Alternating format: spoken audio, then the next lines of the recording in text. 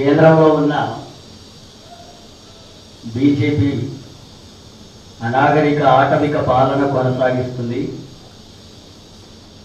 ఆదివాసీలను, మహిళలను, మావోయిస్టులను అక్రమంగా కాల్చి చంపేసి, చిత్రహింసలకు గురి చేసి చంపేసి, శవాల ముందు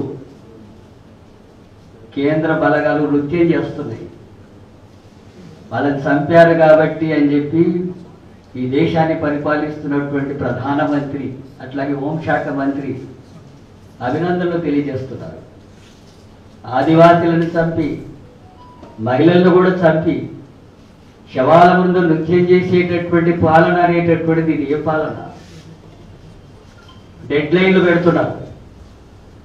2026 మార్చి నాటికి మావోయిస్టులంతా కూడా చంపేస్తామని చెప్పి హోంశాఖ మంత్రి ప్రకటిస్తున్నాడు బహిరంగంగా. అలా లేదు, హత్యలు చేస్తామని చెప్పడమే. హత్యలు చేస్తామని చెప్పి హక్కు మీకు ఎవరిచ్చారు? సుప్రీంకోర్టు ఏమైనా తీర్పు చెప్పిందా మావోయిస్టులు లేకుండా చేయండి అని చెప్పి వాళ్ళ మీద విచారణ జరిపి బలగాల కేంద్ర బలగాల కారకమైనటువంటి హక్కు ఎక్కడిది? మనుషుల్ని చంపే హక్కు. వాళ్ళు చట్టపరంగా చట్ట వ్యతిరేకంగా ఉంటే కోర్టులు శిక్షించాలి కదా. బలగాలు ఎందుకు శిక్షిస్తున్నాయి? మోడీకి హోంశాఖ మంత్రికి నచ్చకపోతే ఎవరినైనా చంపేస్తారా? ఈ రకమైనటువంటి పాలన కొనసాగుతుంది అక్కడ. మనం ఎవరైనా పలానా రోజుకంతా నేను ఆయనను హత్య చేస్తా అంటే పోలీసులు ఏం చేస్తారు? మనల్ని ముందు అరెస్ట్ చేస్తారు కదా.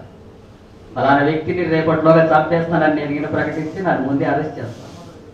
మరి హోంశాఖ మంత్రి పలానా 5 అందరినీ చంపేస్తామంటే హోంశాఖ మంత్రిని ఎందుకు అరెస్ట్ చేయరు? మరి రాజ్యాంగం ప్రకారం అయితే హోంశాఖ మంత్రిని అరెస్ట్ చేయాలి, అమిత్ షాని ముందు అరెస్ట్ చేయాలి, జైల్లో పెట్టాలి. ఎన్నడూ జరగడం లేదు. అది ఆ పాలన దాదాపు 40-45 వేల మంది బలగాలను అడవి ప్రాంతంలో గిరిజనులు, అమాయక ప్రజలు ఉన్న ప్రాంతాల్లో వాళ్ళ హక్కులను హరించేస్తుంటే, వాళ్ళ మీద అత్యాచారం జరుగుతుంటే, వాళ్ళను దోపిడీ కొనసాగిస్తుంటే, కార్పొరేట్ సంస్థలు ఆ అడవుల్లో ఉన్నటువంటి ఖనిజ సంపదను దోపిడీ చేసుకోవడానికి కొనసాగిస్తుంటే, ఆ గిరిజనులు పోరాటానికి మావోయిస్టులు కూడా అండగా నిలబడి పోరాడుతున్నారు. ఆ విషయాలు పరిష్కరించకుండా, ఆ సమస్యను పరిష్కరించకుండా మావోయిస్టులను చంపేస్తాం, అడ్డం ఉండే గిరిజనులను కూడా చంపేస్తాం, గిరిజనులను కూడా అడవుల నుంచి తరిమేస్తాం, ఆ తర్వాత వాటిని అన్నింటినీ కార్పొరేట్ సంస్థలకు అప్పగిస్తామంటే ఈ దేశంలో ఇటువంటి ఆటవిక పాలన కొనసాగుతుంటే మనం అందరం కూడా చూస్తూ ఉండడం సరైనది కాదు. దీన్ని వ్యతిరేకించాలి, ఖండించాలి, ప్రభుత్వం మీద ఒత్తిడి చేయాల్సినటువంటి అవసరం ఉంది. అట్లాగే దంబాల కేశవరావు గారిని పట్టుకొని చంపేశారని చెప్తున్నారు. తర్వాత శవాలు కూడా ఇవ్వడం లేదు. శవాలు కూడా ఇస్తే అక్కడ పెద్ద ఎత్తున ప్రదర్శనలు జరుగుతాయంటే అక్కడ 45 వేల మంది బలగాలతో దాడులు చేస్తున్నప్పుడు ఇక్కడ ప్రజలు పెద్ద ఎత్తున వస్తే వాళ్ళని కంట్రోల్ చేయడానికి ఇక్కడ ప్రభుత్వాలు ఉన్నాయి కదా, పోలీసులు ఉన్నారు కదా, కంట్రోల్ చేయండి. అంతేగాని శవాలే ఇవ్వకుండా ఉండేటటువంటి అనాగరికమైనటువంటిది. మరి ఇలాంటి పద్ధతుల్లో కేంద్ర ప్రభుత్వం వ్యవహరిస్తుంది. ఒకవైపు మావోయిస్టులు చెప్తున్నారు మా దగ్గర మేము చర్చలకు సిద్ధమంటున్నారు.